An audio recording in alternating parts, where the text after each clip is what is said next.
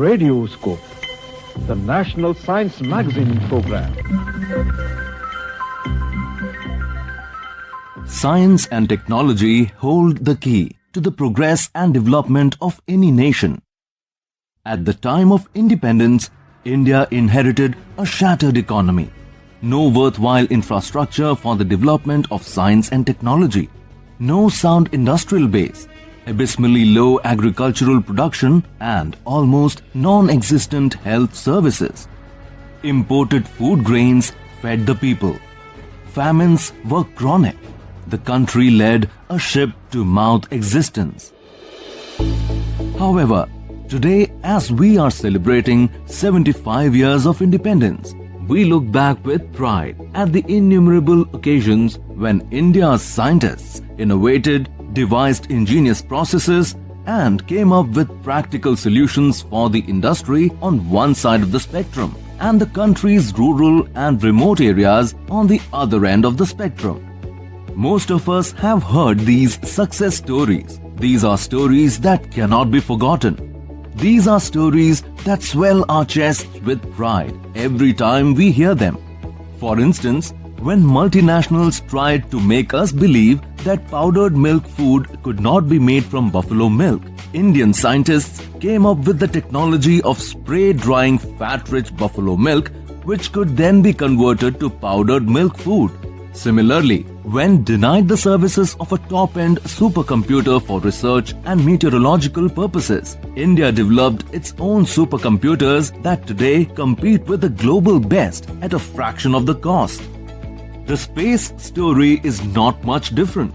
Despite technology denials at various points of time, the Indian space program has notched up enviable successes, placing it among the top space programs in the world. The remarkable success of Chandrayaan-3 generates a profound sense of pride and unity as we collectively celebrate the prowess of Indian science and technology. With that premises, Radioscope during the next 30 minutes will take you all on a journey of scientific understanding of nature, unfurling recent developments in the field of science and technology. Let us begin this edition with some latest science news and groundbreaking discoveries. Researchers at IIT Guwahati have developed a fast, accurate, and reliable device to detect specific bacteria that cause urinary tract infection, UTI. The device can measure and identify the type of bacteria in a UTI suspected patient in 5 minutes, compared to conventional detection, which uses urine culture, which requires a few days. The prototype device is cost-effective and will be useful for rural areas where most UTI cases remain undetected due to lack of adequate testing facilities. Gait and postural deformities are incapacitating. Studies indicate that the most prominent deformities include splay foot, flat foot, unstable hind foot with protruding heels, high arches, and irregular gait. Therefore, adequate monitoring of gait and postural deformities is imperative. They can provide valuable clues to the underlying recovery process or detect various medical conditions, accelerating the patient's recovery and avoiding any long-term harm. Researchers at IIT Delhi have developed a scalable, wearable pressure sensor based on a nanocomposite material that has a unique combination of light-sensitive polymer and piezoelectric nanoparticles, which offers the advantage of easy array design for pixelated sensing over large area, simple process flow, and low-cost implementation for human movement monitoring and injury rehabilitation. Diabetes is a chronic metabolic disease characterized by elevated levels of blood glucose or blood sugar. It occurs either when the pancreas does not produce enough insulin or when the body cannot effectively use the insulin it produces. Over time, diabetes can lead to serious damage to the heart, blood vessels, eyes, kidneys, and nerves. As the prevalence of diabetes is increasing worldwide, research on some of the lesser known effects, including impaired bone health, are gaining a lot of attention. Dr. Sanjay Kumar Bhadada, Professor and Head at the Department of Endocrinology at Postgraduate Institute of Medical Education and Research, Chandigarh, informs us about diabetes and bone health.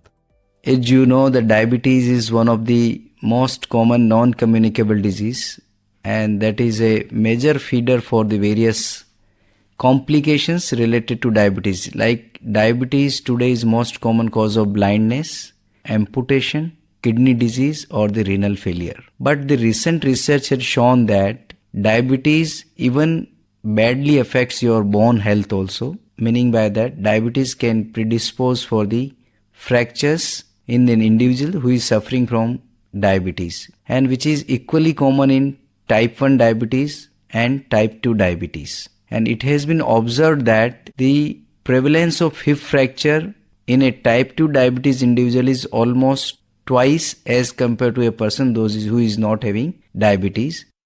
And even in the type 1 diabetes is much more severe, that it can cause even 6 to 7 times increased risk of fracture. Now the question comes is that why this fracture is so frequent in type 2 diabetes or type 1 diabetes individuals compared to a non-diabetic individuals. So we planned an interesting study with the IIT Ropar, which is near Chandigarh. We collected bone tissue samples of patients having diabetes with fracture and non-diabetes with fracture. And what we found in this study is that patients with type 2 diabetes, their bone is less malleable. Less malleable meaning bone in diabetes is like a glass, while in a normal person bone is like a wood. So wood, whenever it is required, you put pressure, it will little bit bend or malleate, while a glass cannot bend or malleate. So the modulus in the patients of type 2 diabetes in their bone is reduced, and thereby they will predispose for the increased fracture. Another study, we observed that patients with type 2 diabetes, those are having the hip fracture, in them mortality is very high. After the hip fracture, within 1 year, almost 18 to 20% of people are dying because of hip fracture related complications. So, in individuals with type 2 diabetes or type 1 diabetes, bone health is very important, and we need to take care of our bone health, and for that it is recommended that regular screening is required to take care of the bone health.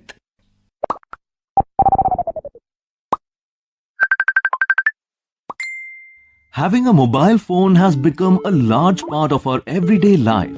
Many underestimate the value a phone truly holds when it comes to the information it stores. In today's digital age, mobile vulnerability is at an all-time high. There are too many unseen threats out to retrieve private information stored on your mobile device. Realizing the importance of mobile phone security is the first step to making a change in how you use your device. Shri Yash Dhingra, Scientist D at the Indian Computer Emergency Response Team, CERT-In, under the Ministry of Electronics and Information Technology of the Government of India, enlightens us on ways to secure mobile devices. Namaste listeners. When was the last time that you heard of someone becoming a victim of a cyber fraud? We get to hear such stories from our friends and relatives very commonly nowadays. It is also very common to hear such stories in the news. But do we even realize that our ignorance towards the security of our smart devices is one of the prime reasons for the increase in such frauds? Mobile devices have become an integral part of our lives. From a child to a senior citizen, almost everyone is in one way or another dependent on a smartphone. We started using mobile devices for communications, but now that is just one of the multifarious functionalities of a typical smartphone. We use them for taking pictures, consuming multimedia, shopping, making online payments, and so much more. So, how do we protect ourselves from these invisible threats? I will be talking about some very basic best practices which can be followed by any person to keep themselves and their mobile devices protected. But first, it is important to understand the risks associated with using smart devices. Our smartphones have cameras which can take pictures and record videos. They have a microphone which can record our voice. They can track our location. If any of these features is misused, our smartphone can become a spy device for an adversary. Secondly, we store so much of personal information on our smartphones. This includes our photos, videos, conversations, contacts, and so much more. An adversary can gain so much information about us merely by getting access to our device. And there can be so many ways in which this information can be misused. Thirdly, our mobile devices are used for making financial transactions.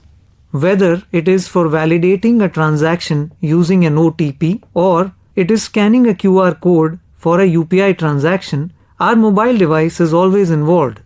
What if an adversary can read and delete all the SMSs on our phone? This way, they will be able to make transactions from our bank accounts even without us getting to know. In short, there are so many risks associated with using a mobile device. So now, let us talk about some best practices. First, we need to regularly update the operating system on our phone. This could be iOS or Android. We need to always keep our applications updated.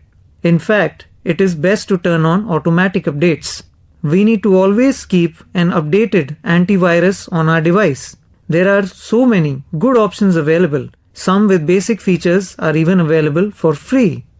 Do not install applications from untrusted sources. Stick to only official stores for this. Stay away from pirated applications. They can have malware within them, which might infect the device. There are a lot of online frauds nowadays which involve the use of remote viewer applications. These are applications which enable the adversary to see whatever is there on your screen. So, be cautious if you receive a call asking you to install an application on your device. Go through the settings on the device and review the permissions which have been granted to each application, especially SMS, contacts, call logs, location, and photos. Do not grant unnecessary permissions to any application. In conclusion, securing your mobile device is your own responsibility. We have discussed some very basic steps which can be followed by any layman user to protect themselves from the associated risks. For more information regarding the latest cyber threats and countermeasures, and for downloading free security tools, you may log on to the official websites of CERT-In, www.cert-in.org.in and www.csk.gov.in. For reporting any cyber fraud, you may log on to the website cybercrime.gov.in, or you may call the 24-hour helpline 1930. Stay connected but stay vigilant.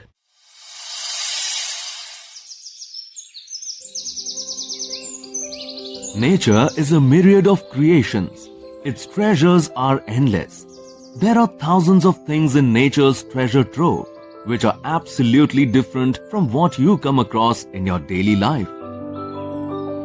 Have you ever heard of an entire range of high hills smoking fumes in the air for years together? Or of a reptile that can actually walk on water? Well, in this segment of our program, we bring to you some out of many unheard nature's marvel. We all know about the shy plant or sensitive plant, Mimosa pudica, which when touched, closes its leaves. But have you ever thought of a household shy pest? How can a pest be shy? All known household pests like rats, mites, cockroaches, termites, ants, etc. are not at all shy. This shy pest is none other than the larvae of the clothes moth Tinea pellionella or case bearing. The name case bearing suggests that the larvae of this moth can make their own case around the body and carry the case wherever they go. It retracts itself inside the case when touched or interrupted. Even the sound of clicking pictures disturbs them. This feature distinguishes the case-bearing cloths moth from the other two types of cloths moth, which are the webbing cloths moth and the tapestry moth. Do you know of an animal that can survive for long durations without water and can survive the harshest of conditions? An organism gifted with the ability to adapt to various types of environments is the tardigrade. Tardigrades are also called water bears, as they look like miniature bears living in water, and moss piglets as on land.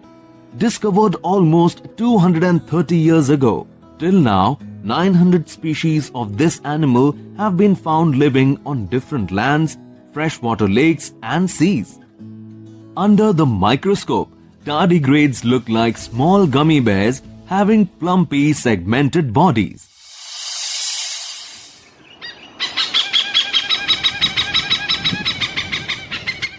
Dear listeners, our journey now is set to the Annamalai hills of Tamil Nadu, where Pooja Pawar of National Centre of Biological Sciences is working on the life and behavior of one of the most captivating and unique bird, the great Indian Hornbill. Pooja shares with us her observations. I have been studying hornbills and their behavior. So we have been conducting this study in the Annamalai hill range, which is at the junction of Kerala and Tamil Nadu states. So hornbills are forest specialist birds. They need dense forest, tall trees, because mostly they are canopy birds. They live in canopies, and they have very unique breeding habit. They are monogamous, so they mate for life. I have seen the flock as large as about 50 great hornbills together. Before nesting begins, they have a courtship display. Male is trying to impress the female hornbill. It presents her good, juicy, nice fruits very elegantly, and then she accepts it. The competition happens before the pairs are formed. So when young male hornbills, they attain sexual maturity, then they have a very interesting behavior called cask butting. It's a mid-air activity. So they fly in the air and they lock their beaks. They try and hit each other's casks, and then they spin mid-air, and whoever is the strongest gets the female. Then they separate from the flock in search of cavity where they want to nest. They rely highly on the cavities that are already present in the tree. Once the suitable cavity is formed, they spend about 1 week to 10 days in inspecting the area in terms of whether it's disturbed. Once the mating happens, she immediately enters the cavity. They have very long nesting duration, which ranges about 120 to 140 days.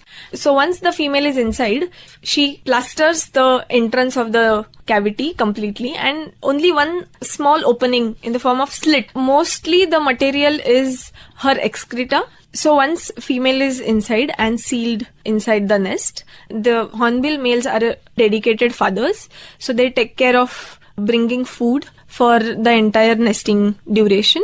The mother hornbill takes care of the eggs and incubation. Male goes for hunting food, as hornbills eat fruits. And within fruits, figs are their favorites. The hornbills also have a pouch near their neck. It's called gular pouch. So they store fruits in that, and then once male comes to the nest, it regurgitates one by one. If the fruits are smaller, then it can also go up to 400 fruits, which I have counted, and it is just very fascinating.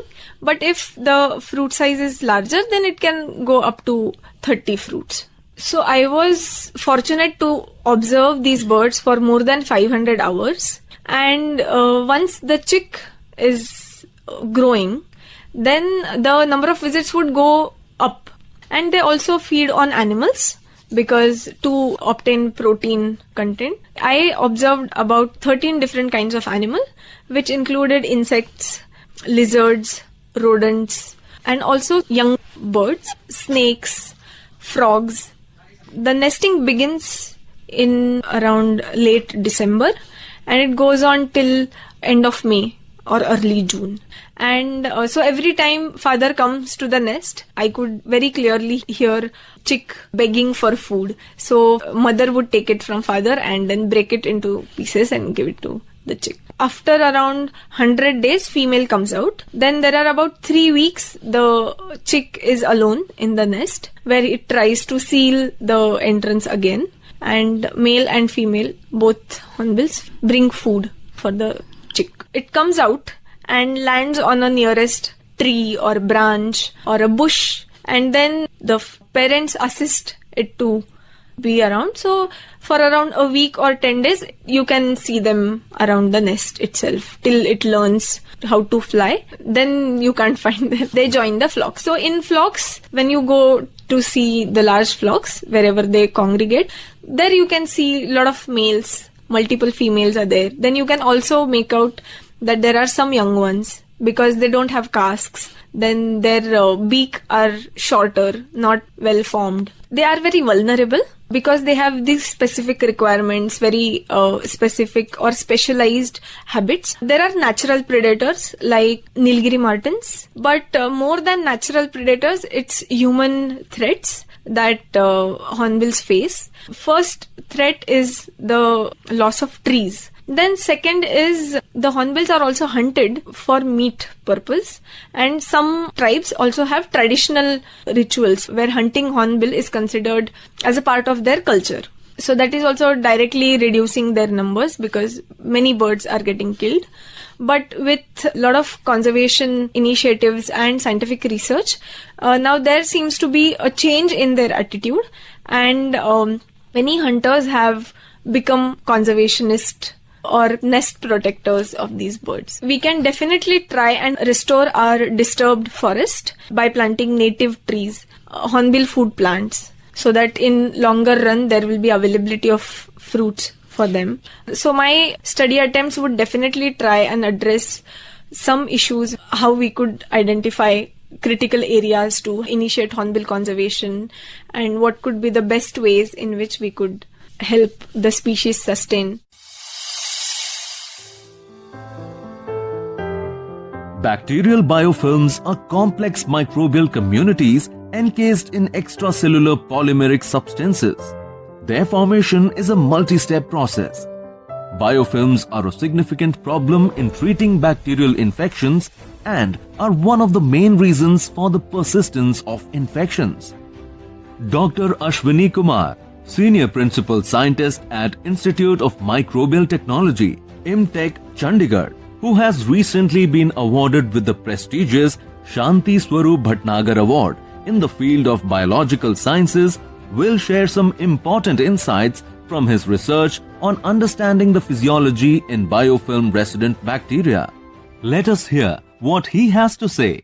My laboratory works on tuberculosis. We try to understand the biology of the bacterium which causes tuberculosis. The bacterium is called as Mycobacterium tuberculosis. So my laboratory has recently demonstrated that this bacterium makes biofilms. So biofilms are mass of bacterial cells, and in this, each bacterial cell does not behave like an individual, but they become like a community, and these community behave like a giant multicellular organisms. And there are several advantages of making biofilms. Lot of chronic infections that we see in the human body, they are biofilm infection.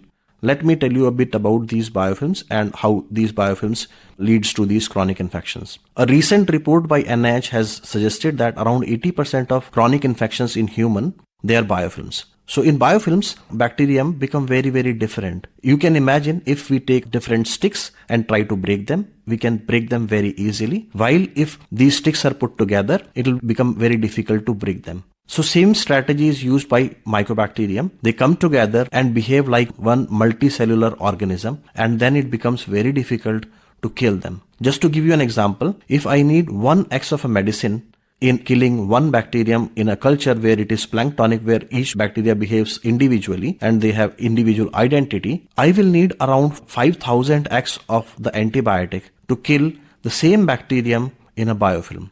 So that is what makes biofilm unique. The other advantage of making biofilm is our immune cells, the white blood cells, the macrophages, the dendritic cells, these cells which are able to kill pathogens, they are not able to go and get to the pathogen. So biofilm kind of provide two advantages to pathogens. One is that the immune system will not be able to attack the bacterial cells, and the second is that they are protected from the antibiotics. So the beautiful thing about this is the bacterial cells, the bacterium, the pathogen, they use these biofilm like a castles or houses within our bodies. And classical example of this is you may see biofilm of bacteria, multiple bacterial cells on your teeth. Many times endocarditis infection is because of biofilms. Urinary tract infections are largely because of biofilm. Kidney diseases are largely because of biofilms. The people who are going on dialysis, their cannula, they often develop these biofilms. So biofilm, for any kind of chronic infection, biofilm is known to be the cause. However, for tuberculosis, we have been studying this disease in the modern science and we know the causative agent for around 150 years. But for this pathogen, we did not know whether this pathogen also makes biofilms in humans. So what my laboratory has done is basically we have shown that this Mycobacterium tuberculosis, the pathogen which causes tuberculosis, makes biofilms in human body. So this research started some years back when I joined in 2010 CSIR Institute of Microbial Technology. So my first student started to work on these biofilms and he actually developed different models of biofilms, and then he made a surprising discovery. This was way back in 2012-13 that he showed me the results suggesting that Mycobacterium tuberculosis biofilms has utilized cellulose, which is a plant cell wall material, and Mycobacterium tuberculosis utilized that to make biofilm. That was very odd, because why should a bacterium produce cellulose, which is a plant cell wall material? But it was a fascinating discovery, and he later on showed that if we disintegrate biofilms using cellulase, then the mycobacterial biofilms are disrupted and then the drugs can get to the bacteria and they can kill it faster. Next in the line, two of my students, they went on ahead and they showed the presence of Mycobacterium tuberculosis biofilms in mice model of tuberculosis that we have at lab. And in a collaboration with PGMR Chandigarh, we showed that biofilms are there in the human lung samples also. So my students did one more wonderful thing, and that was they made a setup in which the mice can be treated with cellulase also. Cellulase is the enzyme which is going to degrade cellulose, and cellulose is an important component of the mycobacterial biofilm. So they made mice inhale cellulase for a month along with the drugs that we give to kill Mycobacterium tuberculosis. So the fascinating thing they found was that the group which received cellulase and the antibiotic, they responded better to the drugs compared to the group that only received antibiotics. So these findings basically suggest that someday we may have a therapy with which we can disrupt the biofilms and kill the bacterium faster, more efficiently. Right now the TB treatment is like 6 months. Maybe someday by disrupting biofilms, we may be able to come up with something where the TB may be treated, let us say, in a month time, which is very good compared to the current treatment. And we believe that this will be also case with the multiple drug resistant tuberculosis. And the treatment of multiple drug resistant tuberculosis goes anywhere from 18 months to 2 years and longer at times. So we continue to do research on figuring out how bacteria in these biofilm exert this drug resistance, drug tolerance. Friends, the journey through the February edition of National Science Magazine, Radioscope, draws its curtains here. Hope you enjoyed it. Do join us again same time on 24th March 2024 to relish the enchanting glimpses of development in the field of science and technology. Till then, take care. Goodbye.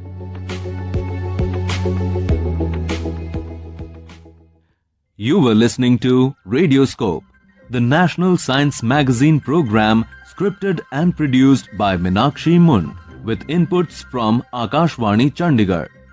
The program was narrated by Ashish P. Abraham. A Central English Features Unit presentation. This program was produced at the studios of Akashwani, Delhi.